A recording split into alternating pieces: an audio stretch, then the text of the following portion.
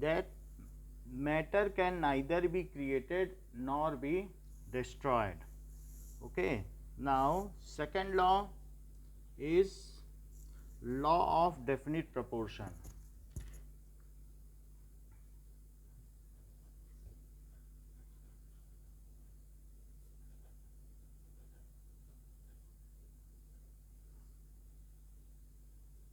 What does it is given by Joseph Proust,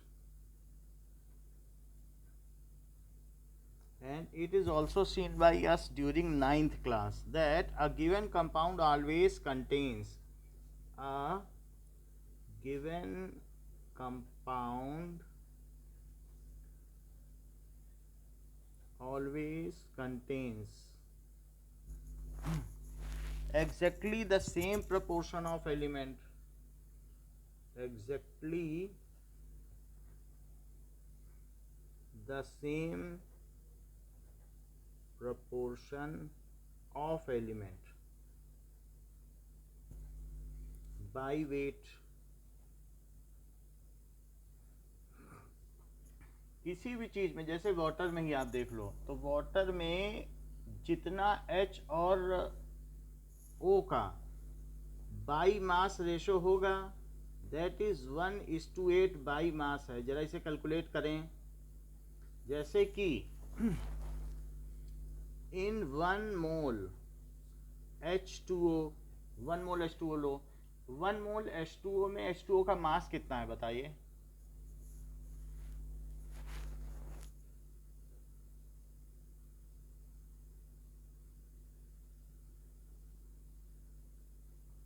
Himanshi बताओ, H2O का molar mass कितना है? Am I audible? बताइए.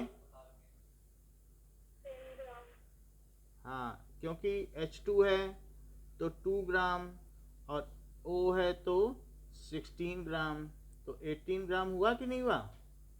8 प्रोटॉन और 8 न्यूट्रॉन. तो हमने आपको बताया था प्रोटॉन का भी जो मास होता है वो 1U के इक्वल होता है.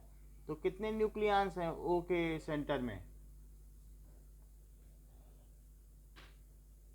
बताइए. थोड़ा बोला करिए तो पता चले हमें, रिस्पॉन्ड करो. O के सेंटर में कितने न्यूक्लियॉन्स हैं? 8. तो कितना, तो टोटल कितने न्यूक्लियॉन्स हुए? 16 हुए. तो इसका कितना हो गया मोलर मास?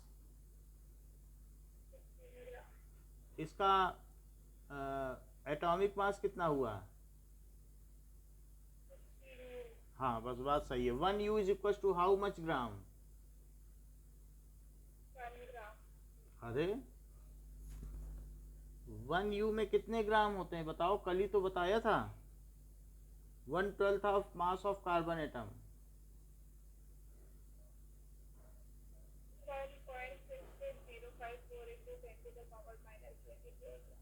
-24 ग्राम, क्योंकि ये एक एटम का भी 12th हिस्सा है, कार्बन एटम का 12th हिस्सा है.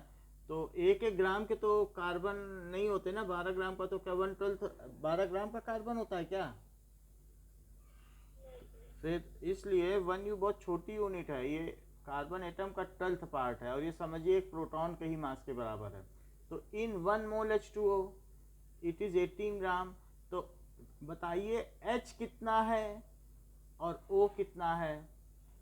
So mass of H upon mass of O, it is 2 gram upon 16 gram. बोलो ठीक है? क्योंकि हाइड्रोजन 2 ग्राम का है, तो ये 1:8 हुआ कि नहीं हुआ रेशो? तो ये फिक्स है. चाहे अगर आप मार्स में पानी ले आओ, अमेरिका से ले आओ, जुपिटर से ले आओ, कहीं से ले आओ, मून में पानी मिल जाए, वाटर कहीं पर भी होगा, irrespective of the place it is found, any compound always contains the same proportion of element by mass. तो उसका यही रेशो होगा. इसी तरीके से अगर अमोनिया में बताओ, सो N:2H का क्या रेशो है?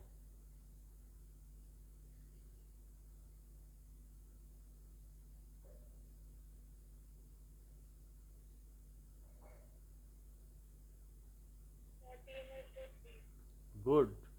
14:3 ये बाई मास है। ओके, इन CO2 C और O का रेशो बताओ।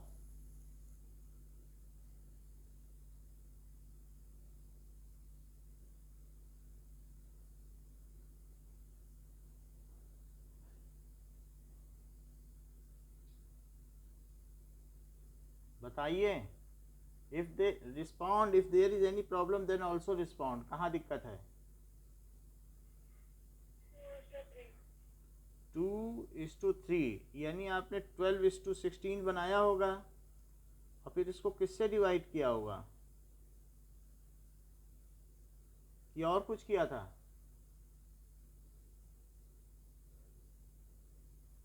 बताओ तो कितना हुआ रेशो?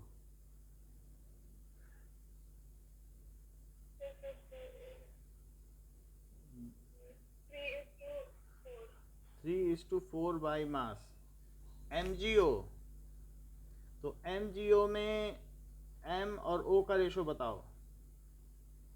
Mg और O का।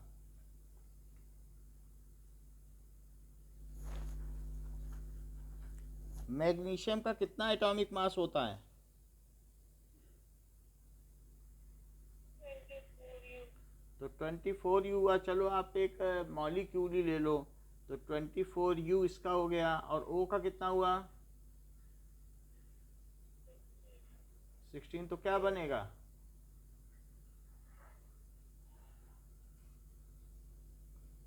थोड़ा जल्दी बताया करो, रिस्पॉन्ड क्विक विटेड हो, जल्दी बताया करो। 3:2। नाउ कैल्शियम ऑक्साइड इन CaO, कैल्शियम और ऑक्सीजन का रेशो बताओ। 20:60। कितना? 20:60। कैल्शियम का सिंबल याद रखो। 40:60। तो ये न्यूक्लियॉन्स के नंबर होते हैं। तो 40:16 में क्या बन जाएगा?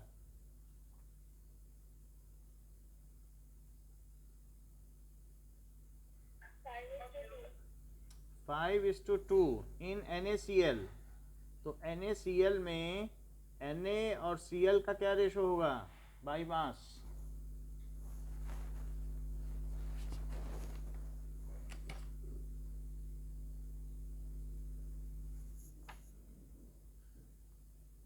Okay tell.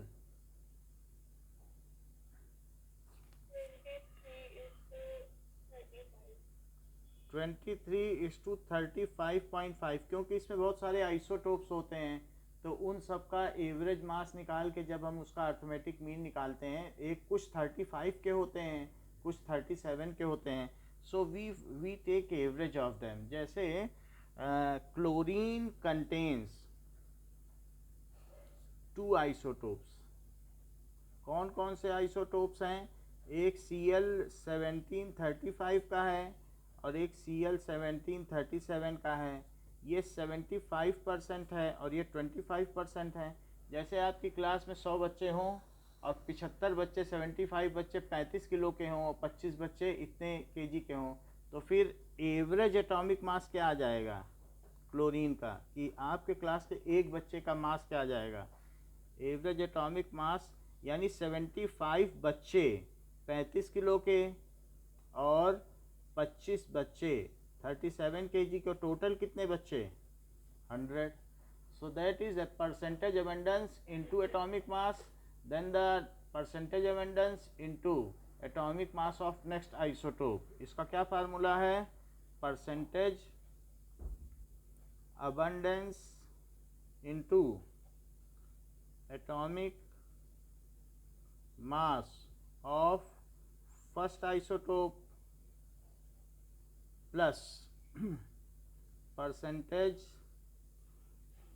abundance into atomic mass of second isotope और अपॉन 100। ये चीज़ कर ली।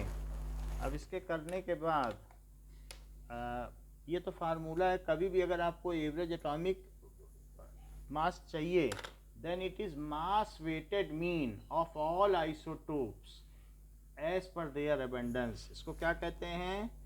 mass weighted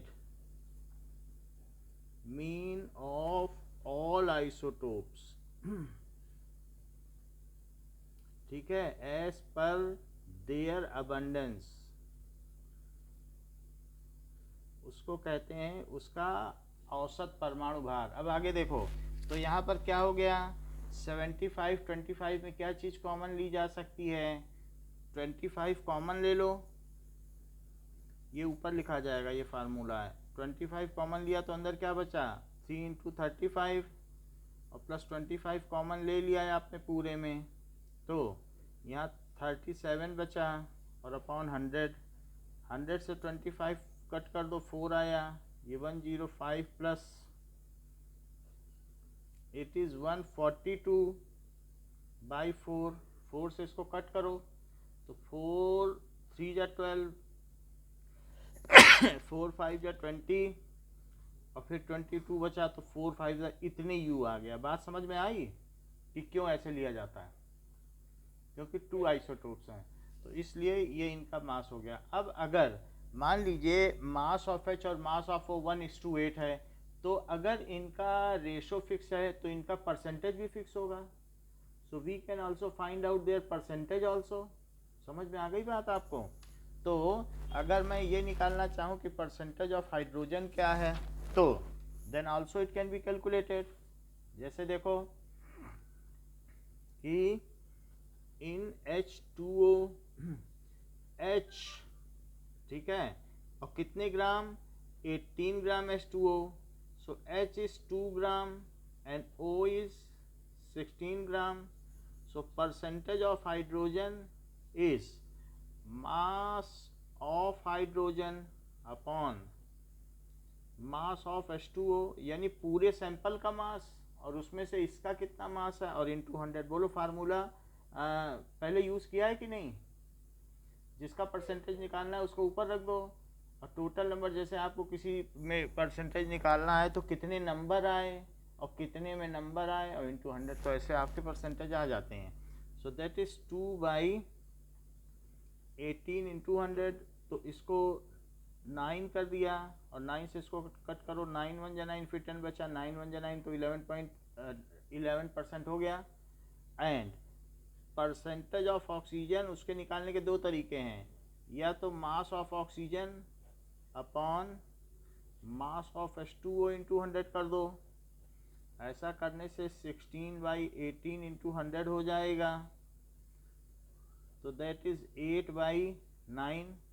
9 से इसको कट किया तो 11.11, तो 88.88 आ गया, और नहीं तो 100 में से इसको सब्ट्रैक्ट कर दो तो भी आ जाएगा। सो परसेंटेज ऑफ ऑक्सीजन, क्योंकि ये बाइनरी कंपाउंड 2 चीज़ों के मिलकर बना हुआ कंपाउंड है, सो दैट इज़ 100% माइनस 11.11%। तो ऐसे परसेंटेज ऑफ हाइड्रोजन हटा दो तो जो बचा हुआ परसेंटेज है वो उसी का है, दैट इज़ 88.88%। समझ में आ गई बात? तो ऐसा भी किया जा सकता है। जैसे आपकी बुक में क्वेश्चन दिया हुआ है कि कॉपर कार्बोनेट, एक टेबल दी हुई है लॉ ऑफ डेफिनिट प्रपोर्शन में, कि हर एक कंपाउंड में डेफिनिट प्रपोर्शन होता है, और इसका दूसरा नाम है law of definite proportion is also known as law of definite composition. So this law is also known as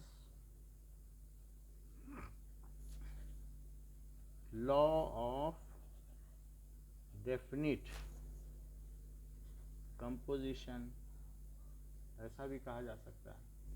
जैसे कि in copper carbonate, in CuCO3, तो हमारी बुक में एक ऐसा दिया गया है कि नेचुरल सैंपल लिया है कॉपर कार्बोनेट का, और उसमें चाहे सिंथेटिक सैंपल लो चाहे जो भी लो, तो वहाँ पर ये दिखाया गया है कि उनके जो परसेंटेज हैं वो कॉपर का CuCO3, तो Cu का, O का और C का जो उनका परसेंटेज है वो डेफिनिट रहेगा, whether it is acquired from any source, whether it is made in lab, whether its pure form is found from earth, तो लिथोस्फीयर से पाई गई हो या कहीं से भी पाई गई हो, उसका जो परसेंटेज होगा वो फिक्स्ड होगा। सो कोई भी कंपाउंड कहीं से पाया गया हो, उसमें जो परसेंटेज कंपोजिशन है, डेफिनिट कंपोजिशन, इस चीज़ को कहते हैं definite composition. Now we will come to exercise for dealing such questions. तो अब हमारे पास एक सोडियम सल्फेट का है।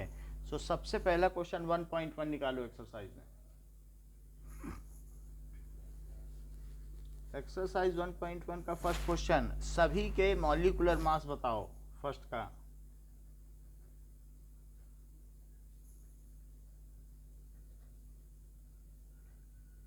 That is 2 into atomic mass of H, H लिखना, plus atomic mass of O। तो बताइए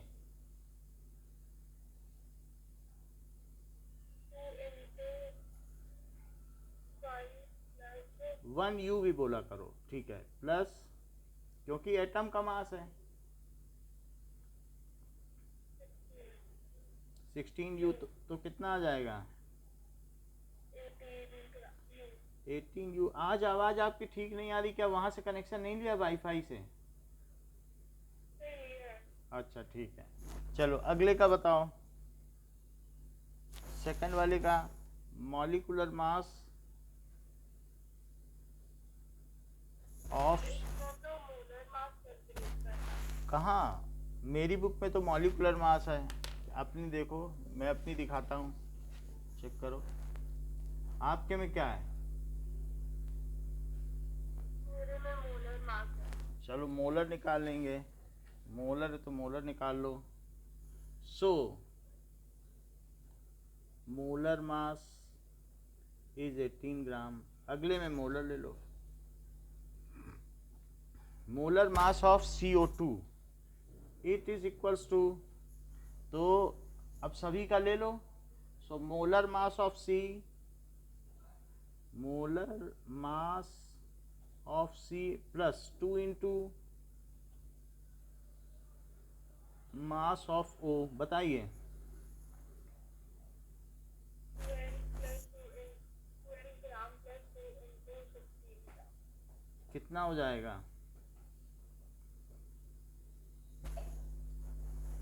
42 ग्राम। चलो थर्ड बताओ, दैट इज, ये सब 9th के ही क्वेश्चन हैं। मीथेन का बताओ, CNG, इसे मीथेन भी कहते हैं और CNG भी कहते हैं। मीथेन तो खैर मालूम है, CNG भी कहते हैं, compressed natural gas. So molar mass of C plus 4 into molar mass of H, बोलिए 12 gram plus 4 into 1 gram. So it is 16 gram. Next question देखिए। Now next question says that calculate mass percentage Na2SO4। Na2SO4 में mass percentage आपको निकालना है। So निकालते हैं mass percentage. So second question, in 1 mole ले लो Na2SO4, मोलर मास क्या हो जाएगा, पहले इसका खुद का मास निकालो। तो 2 इंटू 23 ग्राम प्लस आगे बताओ,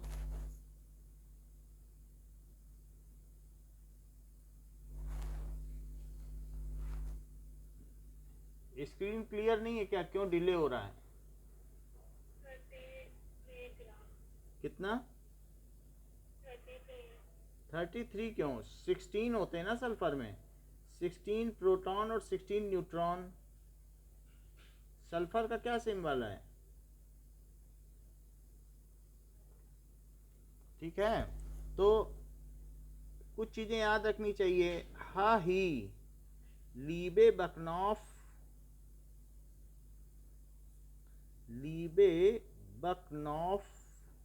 नीना मग आलसी पीएस कलर केका स्कटी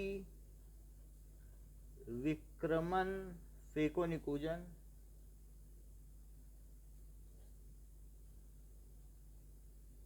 तो इस तरीके से हा ही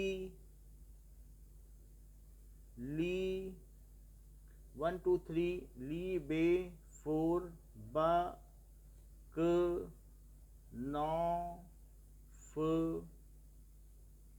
लीबे बकनॉफ नी ना मग आल सी नीना मगालसी पी एस कलर के का स्कटी विक्र मन फे को नी कूजन। अब जरा देखो 17 18 19 20 21 22 23 24 25 26 27 28 29 30। तो यहाँ पर देख लीजिए 3 है तो 7, 4 है तो 9, 5 है तो 11, एक एक ज़्यादा ज़्यादा है, यहाँ पे बराबर इक्वल इक्वल, फिर एक ज़्यादा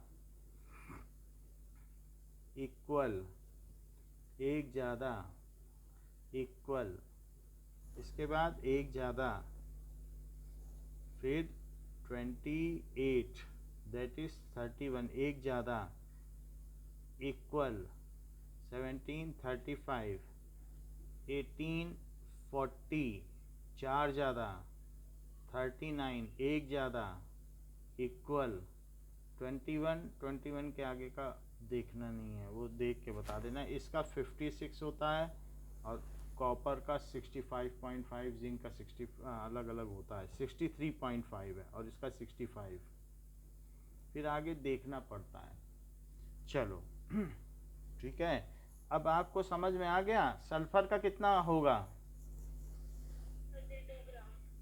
32 ग्राम। और बोलो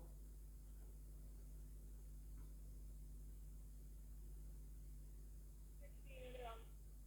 16 gram. So it is 46 plus 32 plus 16 into 4 64। तो ये कितना हो जाएगा 110 142 ग्राम। अब हमें क्या चाहिए सोडियम का चाहिए। So percentage of sodium is equals to mass of sodium upon molar mass of sodium sulphate in 200। तो इस तरीके से ये कितना आ जाएगा 46 upon 142 into 100।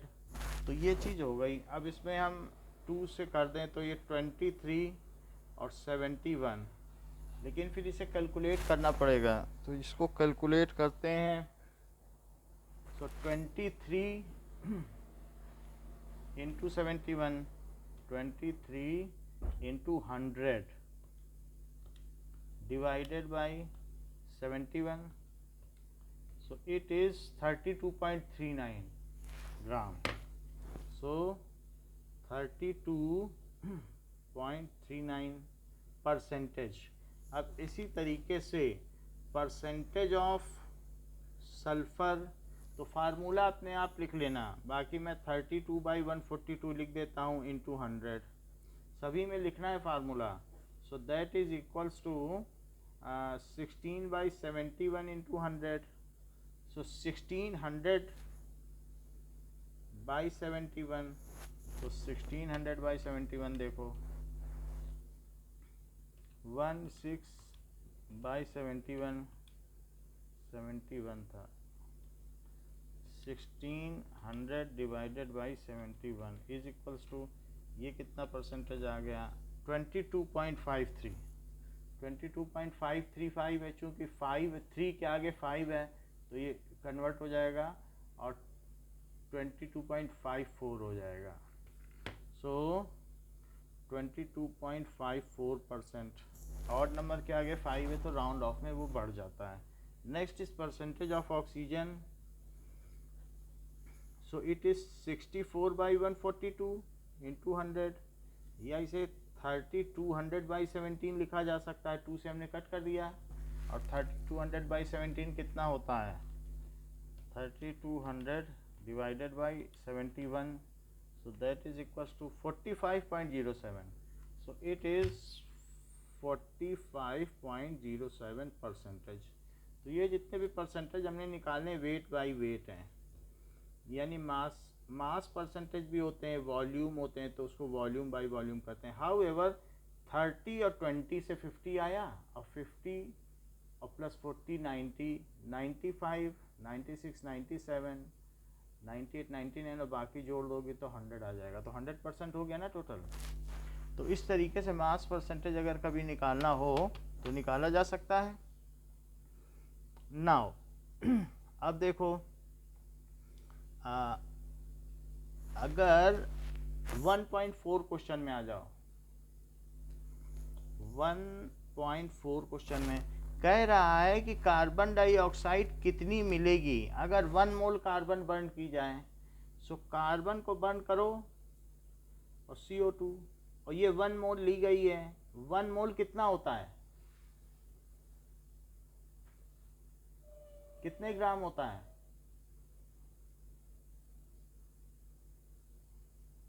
अमांशी am I audible, 1 mole carbon कितने ग्राम होता है?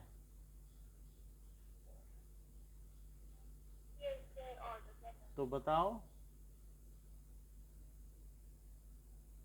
नहीं आता है तो बोलो 12 ग्राम। नहीं आता है तो बोल दीजिए नहीं आता, फिर हम समझा देंगे 12 ग्राम। 1 मोल कार्बन कितने मोल ऑक्सीजन से रिएक्ट कर रहा है?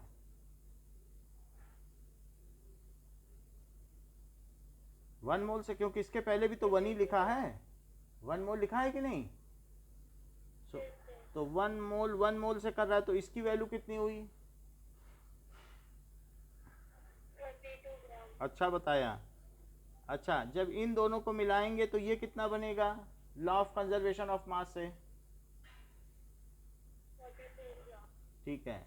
सो इसलिए we will get 44 gram of oxygen when 1 mole carbon reacts with 1 mole O2, then it produces 1 mole CO2। ठीक है।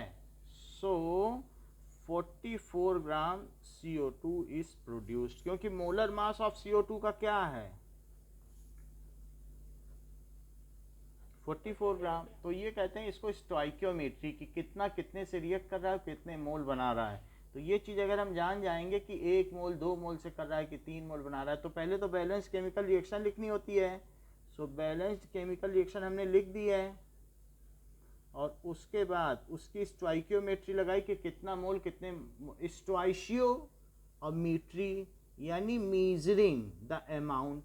तो इसलिए स्टोइशियोमेट्री का मतलब होता है दैट मीन्स एलिमेंट का measurement. Stoichiometry, stoichiometry that is element और मीट्री यानी मेजरमेंट, कि कितना एलिमेंट कितने से जुड़ रहा है या रिएक्ट कर रहा है, इसको कहते हैं एलिमेंट और इसको कहते हैं मीजर। सो स्टोइकियोमेट्री हमने लगा दी कि कितना कितने से रिएक्ट किया और कितना बनाया। तो उसके बाद जब हमने ये बात कर दी कि देखो स्टोइकियो का मतलब क्या लिखा है, एलिमेंट। मीजरी का क्या मतलब है, मीजर करना। तो हमने मीजर कर लिया। अब मीजर करने के बाद इतना हुआ। नेक्स्ट देखो आगे क्या कह रहा है कि 1 mole carbon is burned in 16 gram oxygen. तो ये देखो C+ O2 दिया गया है, ठीक है, और it gives us CO2।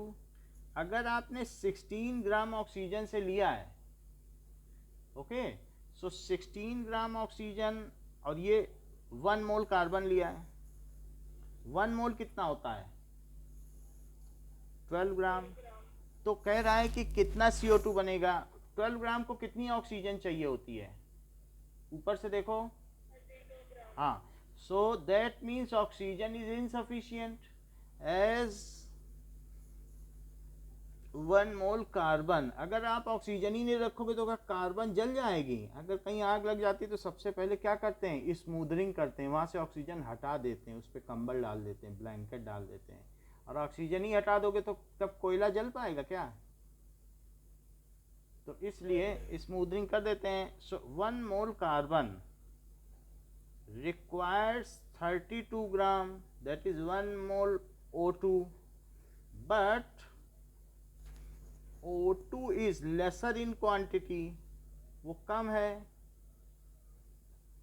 So O2 is limiting agent, ये लिमिटिंग एजेंट है। लिमिटिंग एजेंट का क्या मतलब होता है, it will limit the reaction. जितना जब ऑक्सीजन जैसे ही खत्म हो जाएगा वैसे ही ये रिएक्शन बंद हो जाएगी, कार्बन अनबंट रह जाएगा जो बचा हुआ है। इसके खत्म होते ही रिएक्शन खत्म हो जाएगी। आपने सरप्लस तो ली नहीं है कि खुले में कोयला जलाओ तो पूरी दुनिया की ऑक्सीजन उसके लिए अवेलेबल है, पूरा जल जाएगा।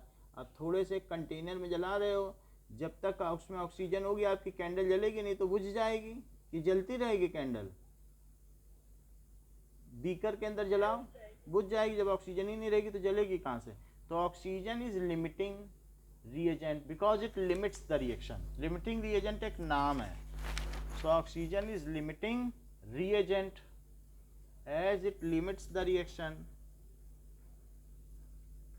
as it limits the reaction. So अब देखो कि अगर 32 ग्राम O2 बर्न्स होता है तो ये कितना CO2 प्रोड्यूस करता है, 44 ग्राम CO2 प्रोड्यूस करता है। पिछले सवाल से देखा था आपने। अच्छा, अभी आपने कितने ग्राम लिया है, 16 ग्राम O2 जलेगा, तब कितना प्रोड्यूस करेगा,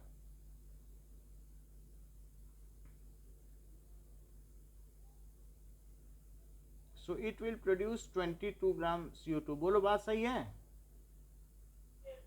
तो इतने ग्राम तो CO2 हो गई। अब देखो एक और चीज बताएं, 32 ग्राम O2 रिएक्ट्स विद, कितने से रिएक्ट करता है, 12 gram carbon completely.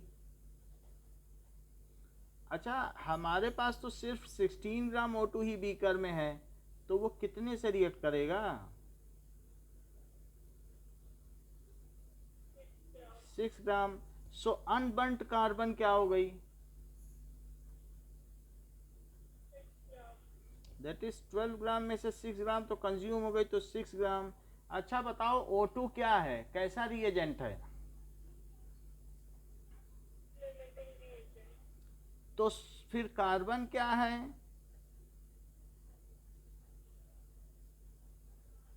Surplus reagent. जो ज्यादा हो वो क्या कहलाएगा,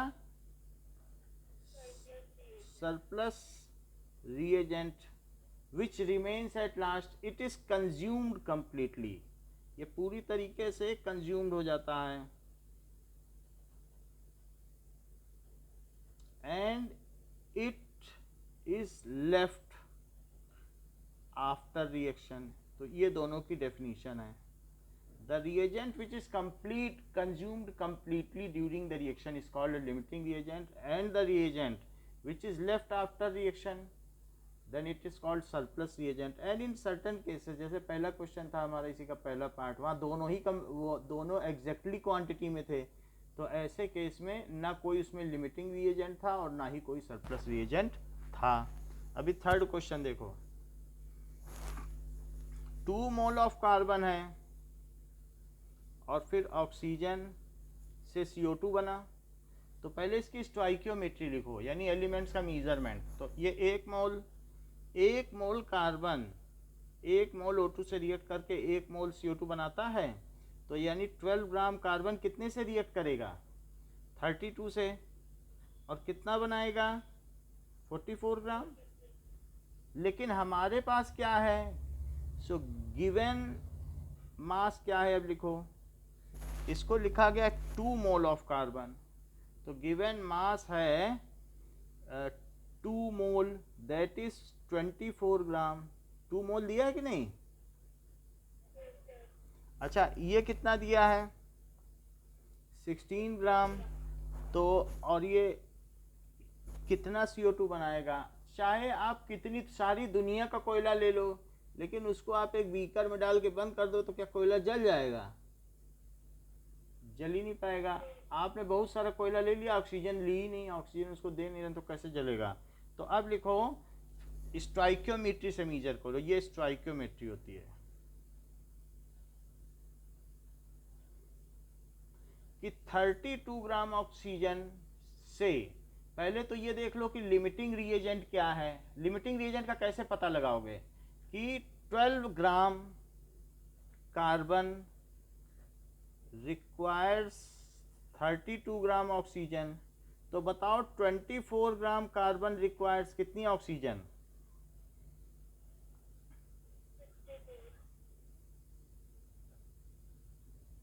64 gram oxygen, but oxygen is lesser in quantity, so oxygen is limiting reagent as it will limit the reaction.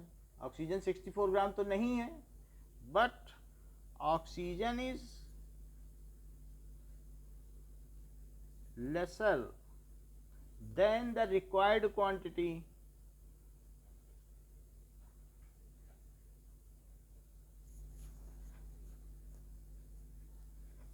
so oxygen is limiting reagent and carbon is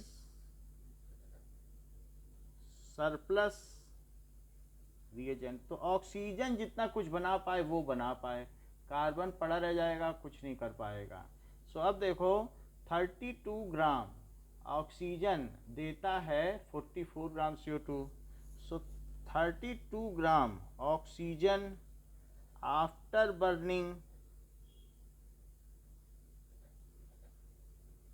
produces 44 gram CO2। जो limiting quantity है वही determiner होता है कितना product बनेगा, तो दूसरी चीज डिटरमाइनर नहीं होती, जो सरप्लस होता है। लिमिटिंग वाला रिएक्शन ही बंद कर देगा और जितना बन पाए बन जाए, तो इसलिए लिमिटिंग से देखते हैं कि कितना प्रोडक्ट बना। 32 ग्राम ऑक्सीजन से इतना बना और हमारे पास 16 ग्राम ऑक्सीजन है, तो कितना बनेगा?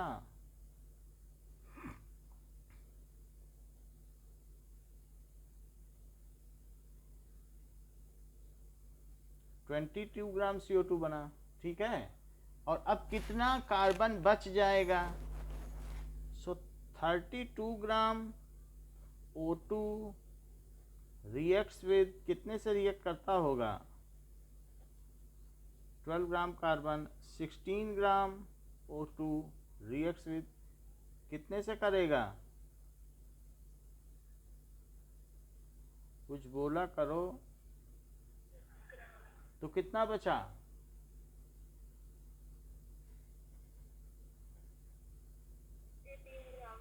हाँ, 24 ग्राम है, उसमें से 6 ग्राम चला गया, 18 ग्राम। ये चीज़ है। अब आपको कॉन्सेप्ट समझ में आया लिमिटिंग रिएजेंट का? चलो आगे देखते हैं। Now we will see that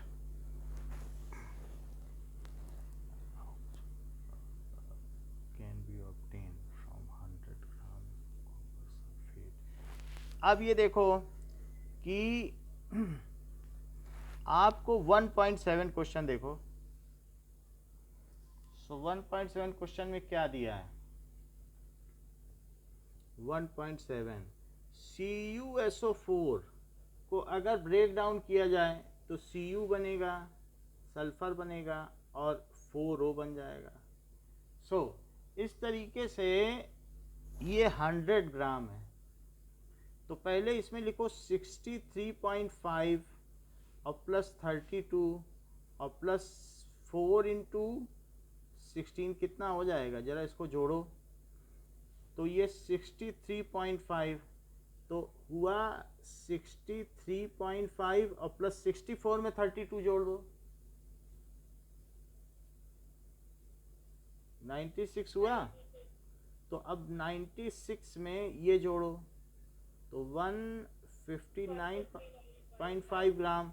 159.5 gram copper sulphate gives 63.5 gram copper, क्योंकि एक मोल लेगा। तो 159.5 ग्राम, ये भी 1 मोल है, इससे 1 मोल मिला। ग्राम CuSO4 आफ्टर डिकम्पोजिशन, अगर ये डिकम्पोज हो जाए, गिव्स 63.5 ग्राम कॉपर। तो 100 ग्राम कॉपर डिकम्पोजिशन होने के बाद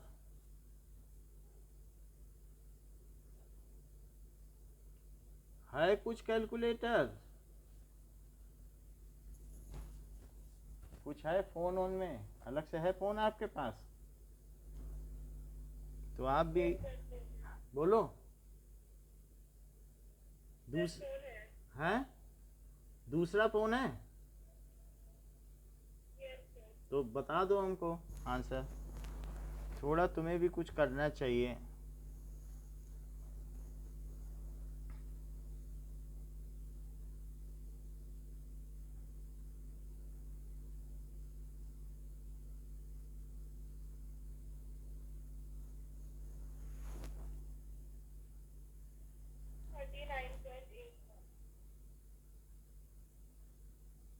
थर्टी 39.8 ग्राम। ओके, नाउ 1.9 पे आओ।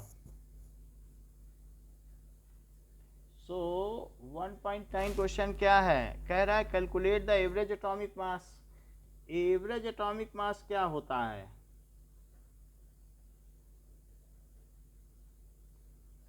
इट इज अरिथमेटिक या mean mass of an element. तो it is mean mass of elements of all isotopes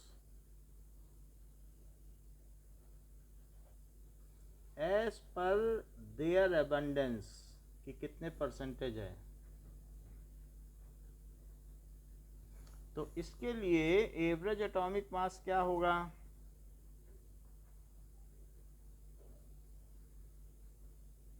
it is percentage of first into atomic mass of first plus percentage of second plus atomic mass of second और divided by 100। ऐसा करके हम average atomic mass of Cl पता करना चाहते हैं। देखो Cl का दिया है, अभी थोड़ी देर पहले हम लोग बात कर रहे थे ना Cl की, तो लगभग 75 ही दिया है, देख लो, और 25 ही दिया है कि नहीं दिया है। तो इसलिए 75.77 मतलब 75 बच्चे हैं, तो 75 9 पे 75.77 बच्चे हैं, उससे कुछ खास फर्क नहीं पड़ता।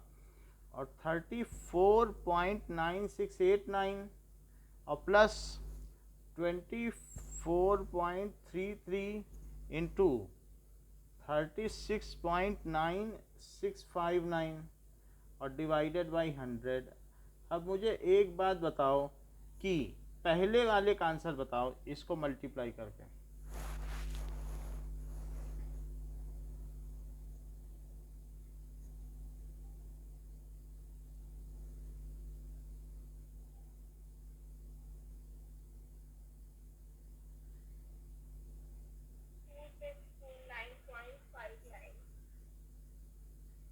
और भी आ रहा है कुछ क्या, क्योंकि यहाँ 4 डेसिमल प्लेस तक है, थोड़ा सा और ले लो, एक ज़्यादा ले लो, बस एक ज़्यादा लेने से आ जाएगा, क्योंकि 8 हैं डेसिमल प्लेस, तो 6 हैं, एक ज़्यादा ले लो।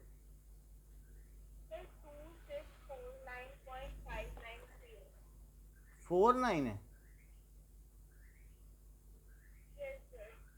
चलो अगला बताओ।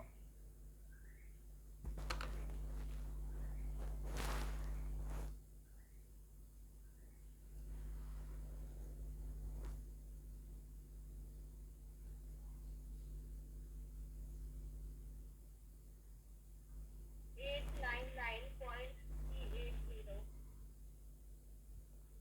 99.380। 24 वाले का इतना है, ठीक है। डिवाइडेड बाई 100, इन दोनों को ऐड करो।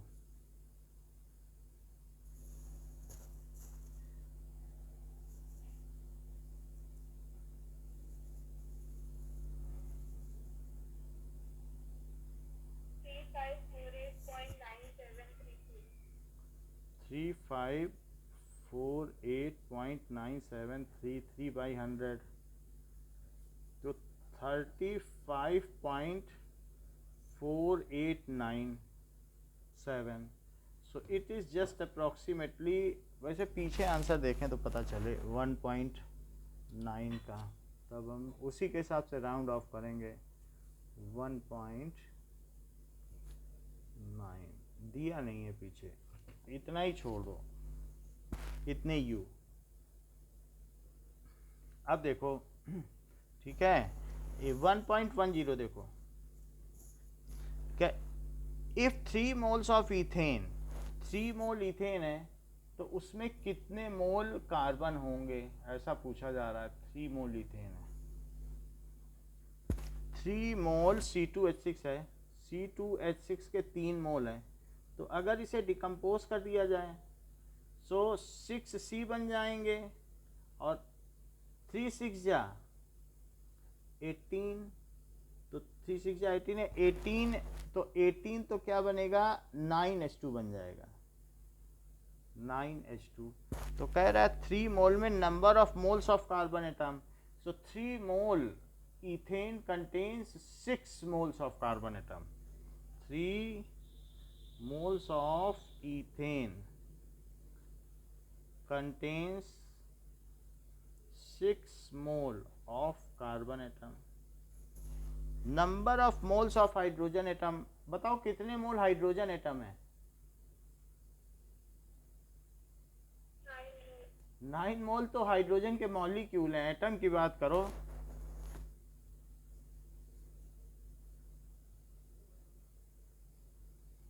क्या 18 मोल ऑफ एच एटम नहीं है, एटम बोल रहा है ना, मॉलिक्यूल तो हम बना लिए। वो कह रहा है एटम पढ़ो, को कॉपी बुक में पढ़ो। सो 18 मोल ऑफ एच एटम। फिर सी क्या कहता है, number of molecules of ethane, तो नंबर ऑफ मॉलिक्यूल्स कैसे पता चलता है, उसके लिए हमारे पास एक फार्मूला है, n is equal to n by n naught. तो 3 मोल्स हैं, सो 3 मोल इथेन के हैं, तो नंबर हमें चाहिए, जबकि अवागाड्रो नंबर क्या होता है, 6.022 इंटू 10 टू द पावर 23। यही फार्मूला है कि नहीं 9th का, तो 6.022 into 10 to the power 23 that is n, तो 18.066 into 10 to the power 23 molecules of N. एक मोल में 6 तो 3 मोल में 18, सीधी बात है, बात कि नहीं। अब आगे देखो,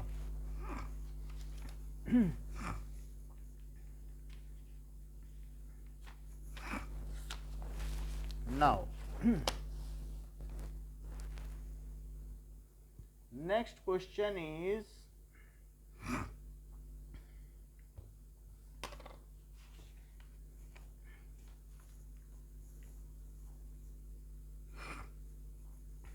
वन पॉइंट टू टू आओ।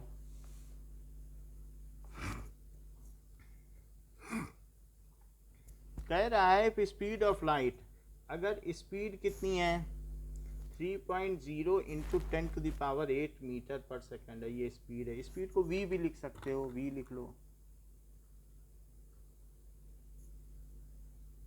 अच्छा, सो 2 नैनो सेकंड में ये कितनी डिस्टेंस कवर करेगी? टाइम है 2 नैनो सेकंड। नैनो सेकंड में कितने सेकंड होते हैं? 10 to the power 9. चलो, अब हमें v और t मिल गया। डिस्टेंस का क्या फार्मूला है? Speed into time. ठीक है, स्पीड इंटू टाइम कर दीजिए, और 3.0 into 10 to the power 8 into 2 into 10 to the power -9, तो 3 2 जा 6.0।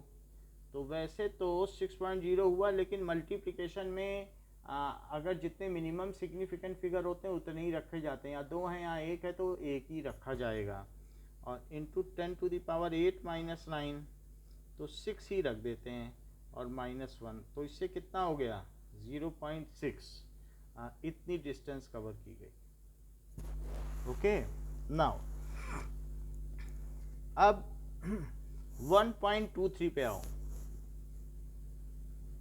1.23 में कहा गया है कि a प्लस b2 से मिल के बना ab2। अच्छा, पहला क्वेश्चन पढ़ो, इसका पहला पार्ट।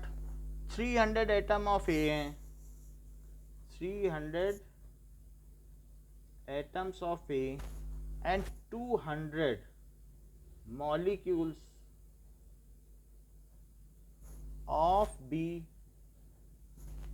हैं। तो इसमें ये बताना है लिमिटिंग रिएजेंट कौन सा है। 200 मॉलिक्यूल्स ऑफ बी बोल रहा है, बी नहीं बोलना चाहिए, B2 बोलना चाहिए। आपके में क्या लिखा है? C लिखा है? क्योंकि ये है। C लिखा है. क्या लिखा है? C. सी कहाँ से आ गया? C. बी लिखा है तो B2 कर देते हैं इसको, ठीक है। बी लिखना ठीक नहीं ना, मॉलिक्यूल B2 के होंगे, बी के थोड़ी होते हैं। ओके, अच्छा अब बताओ, अब हमारी स्टोइकियोमेट्री क्या कहती है? a plus B2 gives AB2। इसका 1 मोल इसके 1 मोल से रिएक्ट करता है, और इसका 1 मोल देता है। इसका 1 एटम इसके 1 मॉलिक्यूल से रिएक्ट करता है, और इसका 1 मॉलिक्यूल देता है। यही स्टोइकियोमेट्री अभी तक बन रही है। तो अब इससे देख के बताओ कि कौन सा लिमिटिंग रिएजेंट है। 1 एटम 1 मॉलिक्यूल से रिएक्ट करता है, तो 200 मॉलिक्यूल से कितने एटम रिएक्ट करेंगे?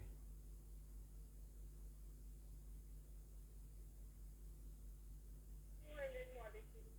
200 मॉलिक्यूल से ए के कितने एटम रिएक्ट करेंगे?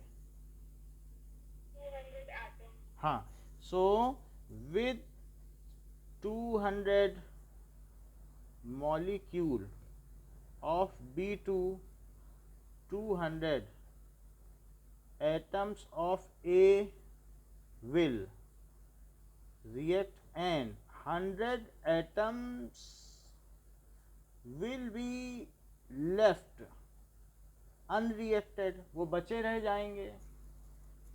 अगर वो अनरिएक्टेड बचे रह जाएंगे तो सरप्लस, इसमें सरप्लस रिएजेंट कौन सा हुआ? सो ए इज सरप्लस रिएजेंट। तो लिमिटिंग रिएजेंट कौन सा हुआ? सो B2 is limiting reagent because it is consumed all and limits the reaction, as it is consumed all and limits the reaction, यही रिएक्शन को रोक देगा। अच्छा, अब अगले वाले के बारे में बताओ। सेकंड, क्या लगता है आपको? ये बी लिख रहा है बार बार, ऐसा नहीं करना चाहिए। 3 मोल ऑफ बी। अब इसमें तो पकड़ गया, ये 3 मोल बी के हैं, तो हम B2 का कितने मोल लें?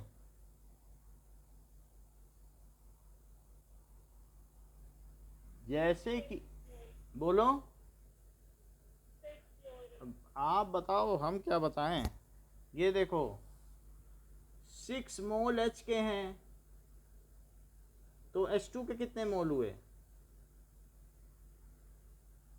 उसी से H2 बना लो। मान लो अब आपस में कंबाइन कर गए तो कितने बने? 3 मोल तो आधे रह जाते हैं कि बढ़ जाते हैं?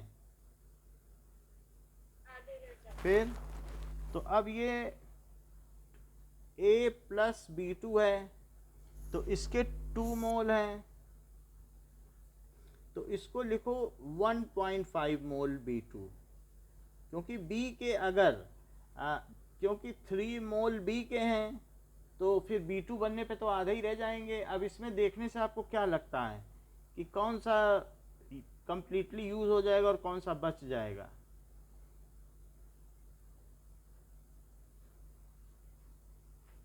बताओ।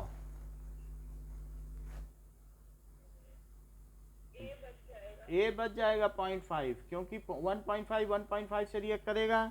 सो 1.5 मोल B2 will react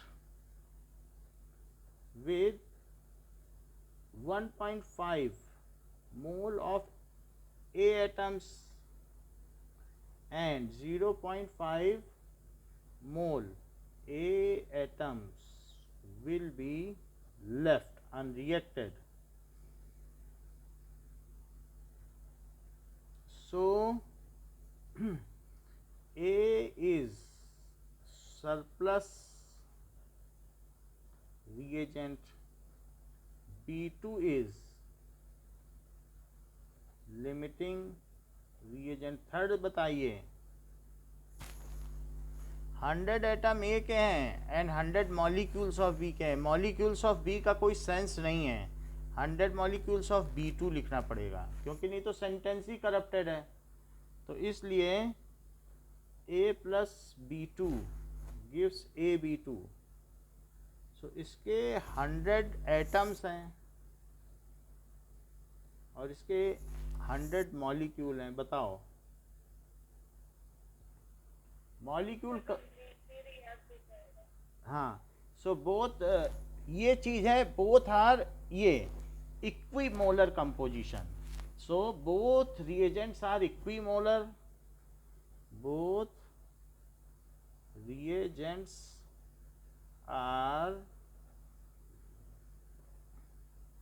and will be consumed completely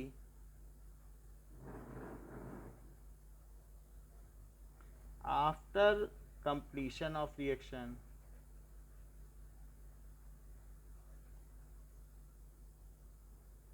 So there is no limiting reagent, इसलिए वहां पर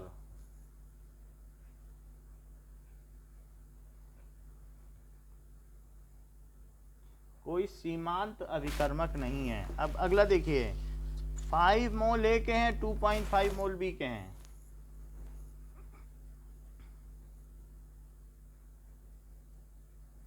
तो मुझे क्या करना चाहिए, कुछ बातें बताओ। इसके 5 मोल लिख लिए, यहाँ क्या लिखूं? 1.25 अच्छा बताया है बेटिया, 1.25 मोल B2। इसका मतलब आप समझ गई हैं। अब मुझे बताओ आगे की बात।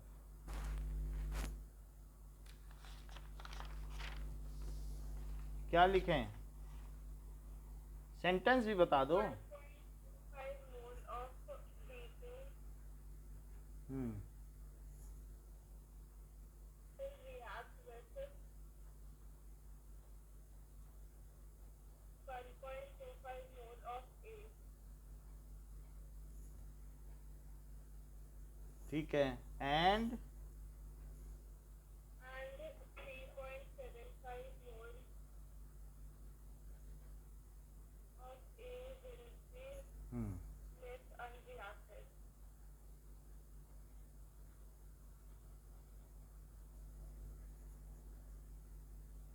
ठीक है आगे। सो So A is surplus reagent and B2 is limiting reagent.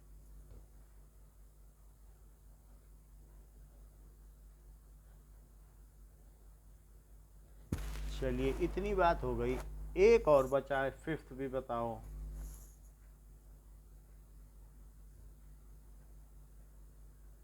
तो इसके 2.5 मोल लिए हैं और 5 मोल बी के हैं, तो क्या कर देना चाहिए? 2.5 मोल। मोल B2। सो क्या लिखें? Both reagents are equimolar and will be consumed completely. both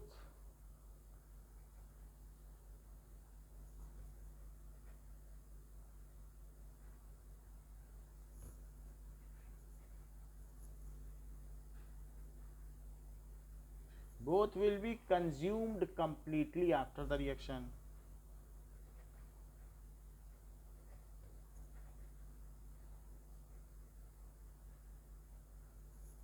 So there is no limiting reagent.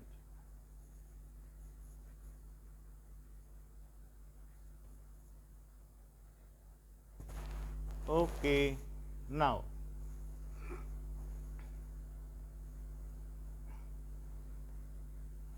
अब 1.24 पे आओ। Nitrogen and dihydrogen react with each other to produce ammonia according to the following chemical reaction. So N2 plus H2 gas gives 2NH3। इसको balance भी कर लो, balance नहीं है but हम balance कर लेंगे, तो बैलेंस इसे किया जा सकता है। Now calculate the mass of ammonia produced if this much die nitrogen reacts with this much di hydrogen. कह रहा है कि 2 किलो डाई नाइट्रोजन है और 1 किलो डाई हाइड्रोजन है। पहले हम इसकी स्टाइकियोमेट्री बनाएंगे। इसका 1 मोल इसके कितने मोल से रिएक्ट करता है? 3 मोल से। और इसके कितने मोल देता है? 2 मोल। इसका कितना ग्राम, इसके कितने ग्राम से रिएक्ट करके इसके कितने ग्राम देता है बताइए? 1 gram of nitrogen reacts. अरे 1 ग्राम कहाँ है? 1 मोल में कितना होता है? मोलर मास बताओ ना। 1 ग्राम क्यों बोल रही हो? N2 का 28 gram. कितना? हाँ 28 ग्राम। मोलर मास बताना पड़ेगा ना। हाँ इसके 6 gram. 6 ग्राम। और इसका कितना देगा?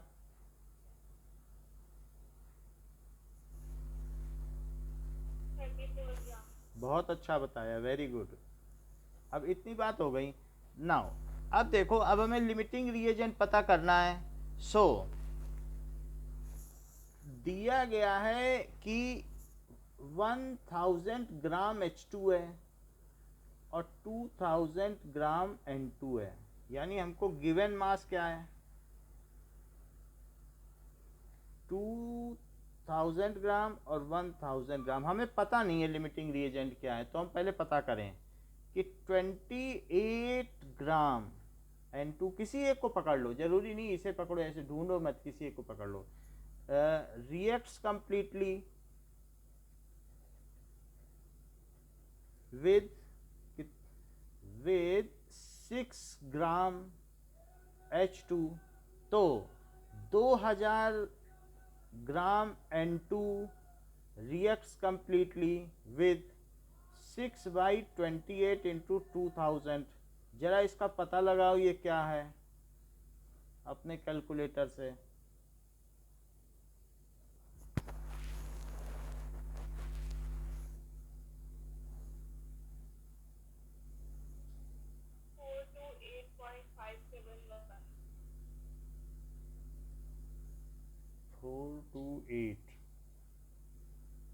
428.57 ग्राम।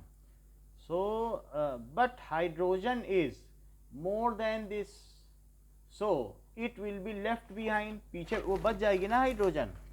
हाइड्रोजन तो 1000 ग्राम है ना, but hydrogen is more than the required quantity,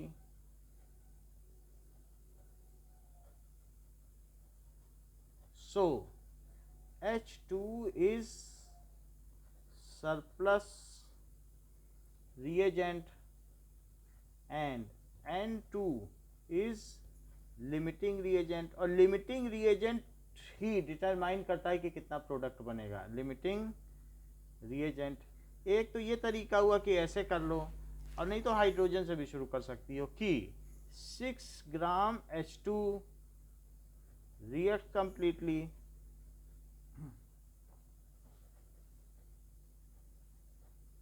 with 28 gram N2, तो 1000 ग्राम H2, 28/6 इंटू 1000, बताओ।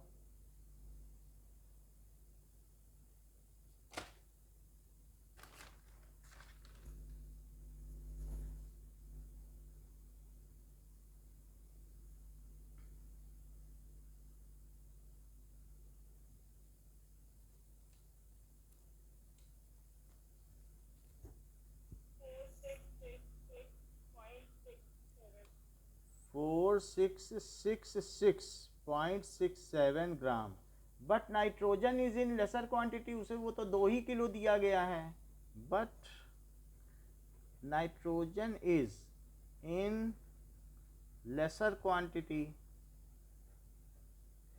सो N2 इज लिमिटिंग रिएजेंट। जो कम होगा वही तो लिमिटिंग रिएजेंट होगा। जब उसको उतनी नाइट्रोजन मिलेगी ही नहीं तो H2 बच जाएगा, लास्टली 2000 से जितना रिएक्ट करेगा करेगा, बाकी बच जाएगा।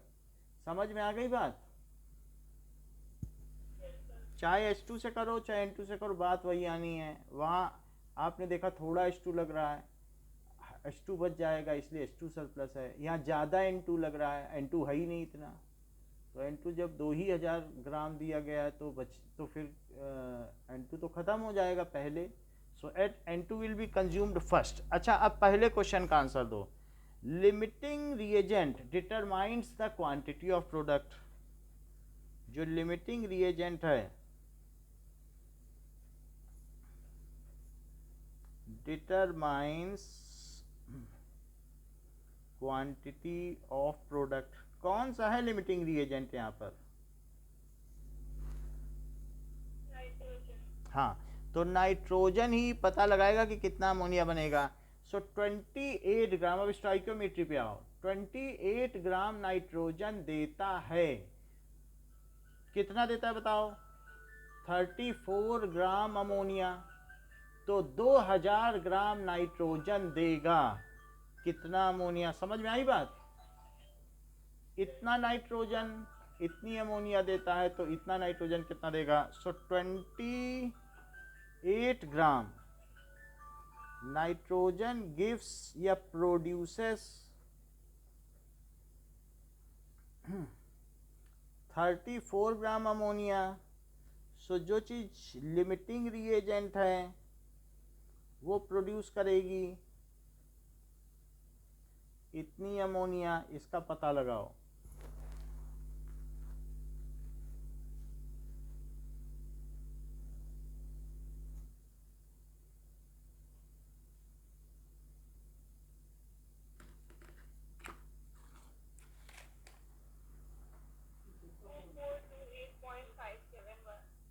टू फोर टू एट 2428.571 ग्राम।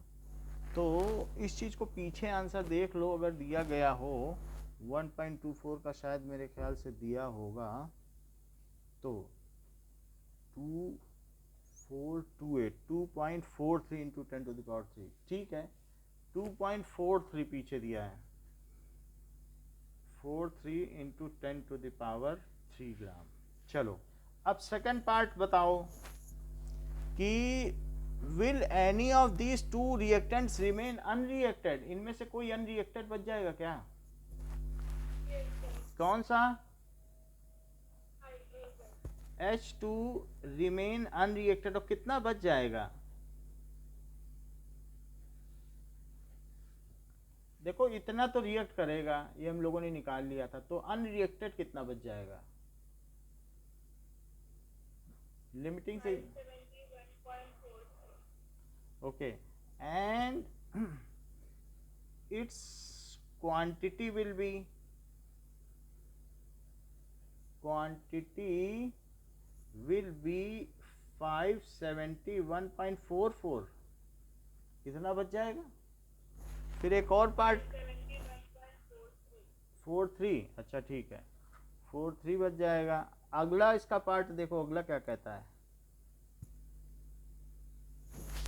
कह रहा है if yes which one and what would be its mass. तो हमने इसका सेकंड और थर्ड दोनों का आंसर दे दिया, ठीक है ना, कि कौन सा बचेगा, हाइड्रोजन। इसका कितना मास होगा, तो इसका इतना मास होगा।